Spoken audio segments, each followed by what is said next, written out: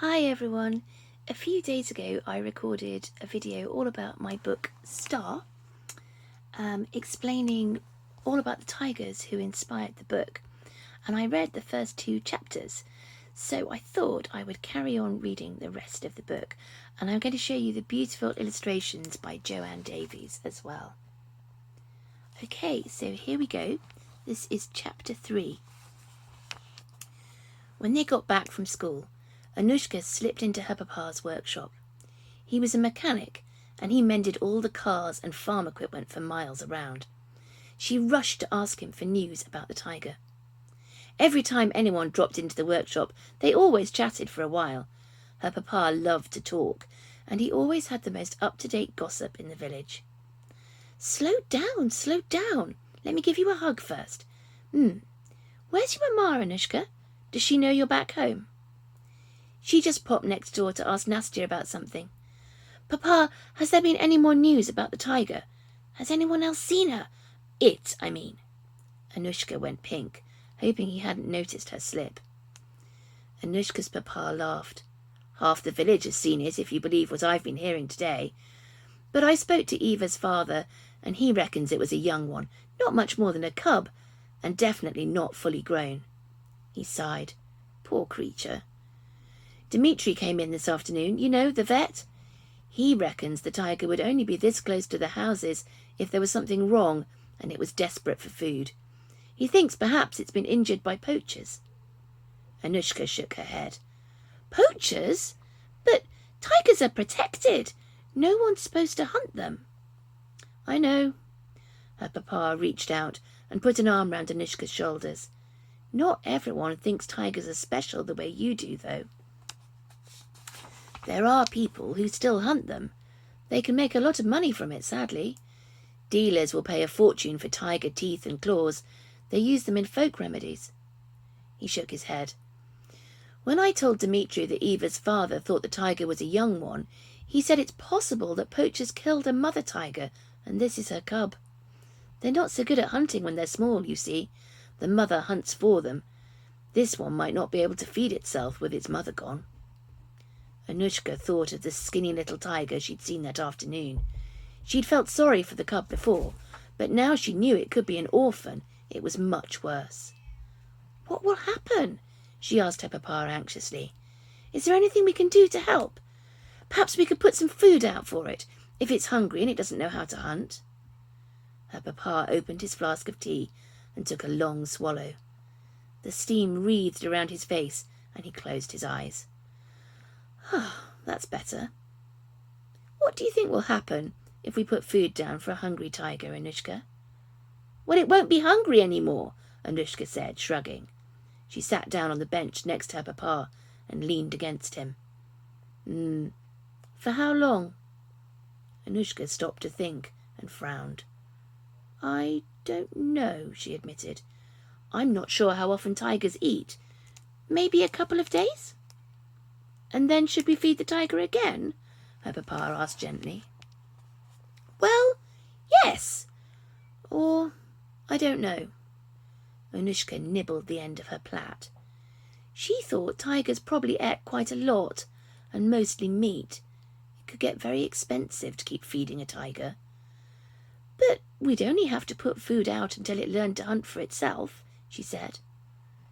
How's the tiger going to do that, with no mother to teach it?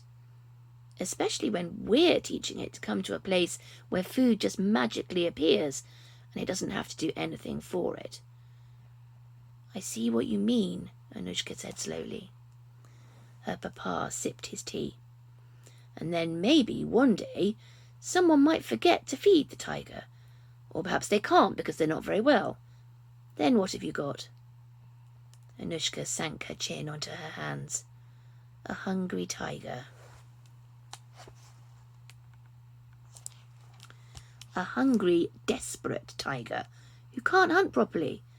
But it's learned to come to a village full of people for food.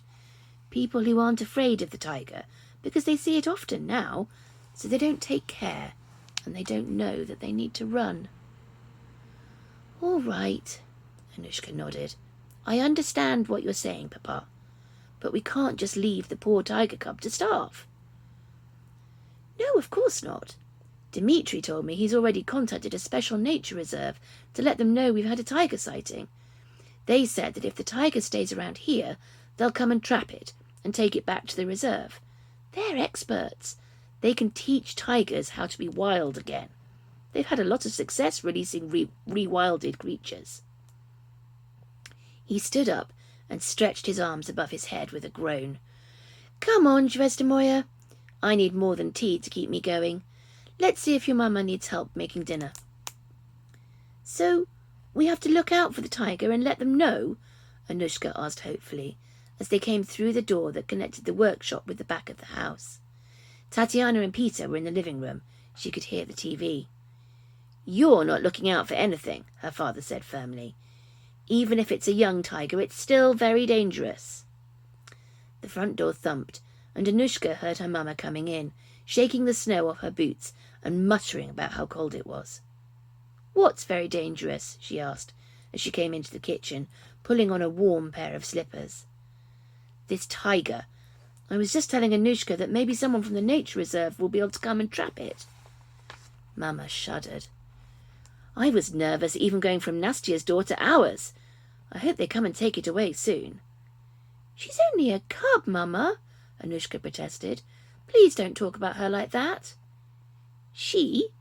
Mama smiled at her. "Anushka, we don't know the tiger is even a cub, let alone a girl."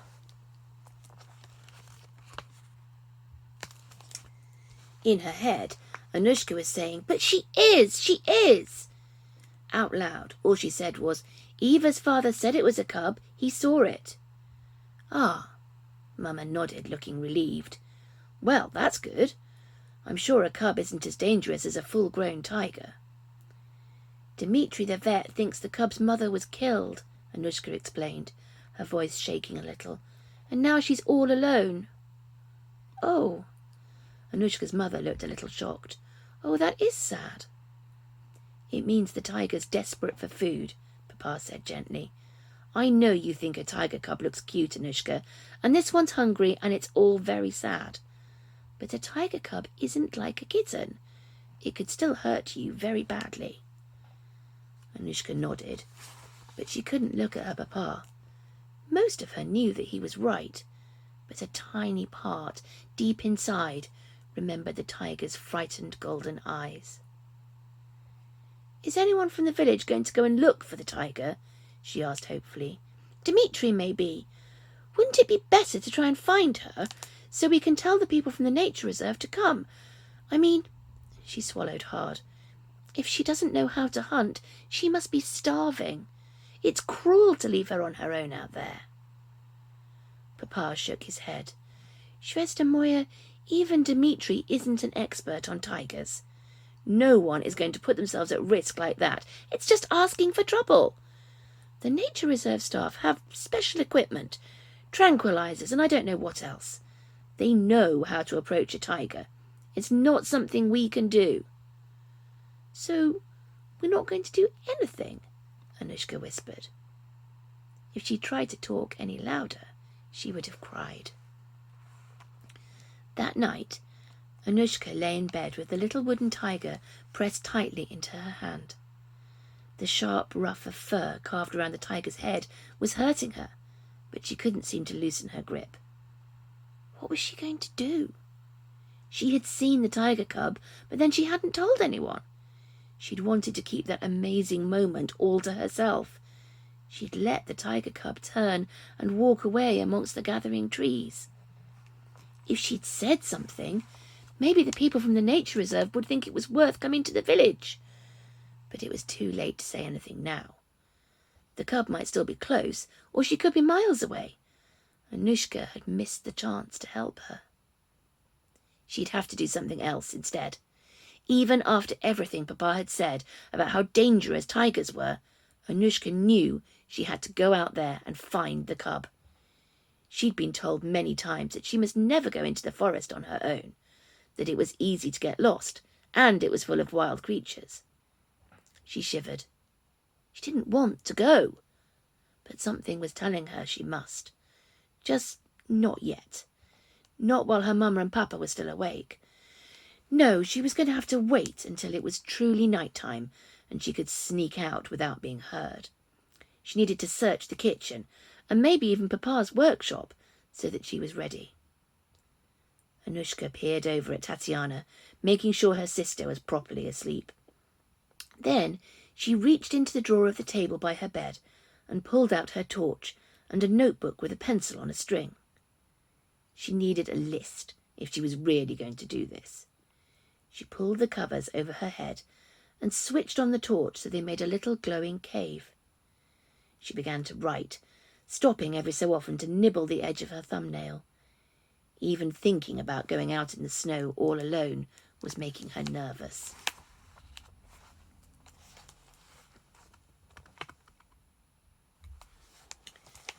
Torch, warm clothes, a first aid kit.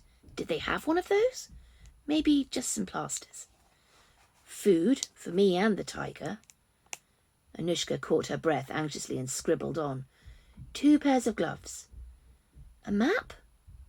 When they'd gone walking in the forest with Papa and Mama, they hadn't had a map, but Papa had explained they were keeping to marked paths and they weren't actually going that far from the village. Anushka had a feeling that tigers didn't walk on marked paths. She sighed and peered at her watch. Her parents had gone to bed an hour or so before. Mama had looked round the door and murmured, "Sleep well, Shveshta Moya." She'd heard them moving around in their room for a little while, but all was quiet now, except for an occasional snuffly snore from her papa. It was 11 o'clock, and the house was quite still.